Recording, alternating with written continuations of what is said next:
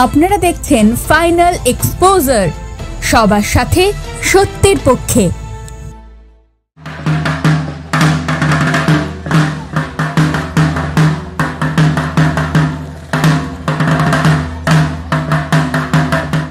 চণ্ডী পুজোয় মেতে উঠল মঙ্গলকোটের গনপুর গ্রামের বাসিন্দাদের একাংশ। ফুলের মালা দিয়ে সাজিয়ে তোলা হয়েছে বট গাছের নিচে থাকা চণ্ডীতলা। ভক্তরা পাশের পুকুরে স্নান করে প্রথা মেনে দণ্ডি কাটতে কাটতে হাজির হয় চণ্ডীতলায়। ওদিকে গ্রামবাসীরা ভিড় করেন সেখানেও পুজো শেষে আনন্দে মেতে ওঠে।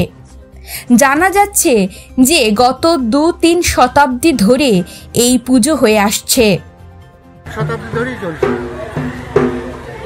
এখানে কি কি হয়? এখানে পূজা অনুষ্ঠানের মধ্যে নানা রকম পূজা অর্চনা হয়, তারপর ওই ছাগল উৎসর্গ করা হয়। গনপুর থেকে জ্যোতিপ্রকাশ মুখার্জির রিপোর্ট, ফাইনাল এক্সপোজার।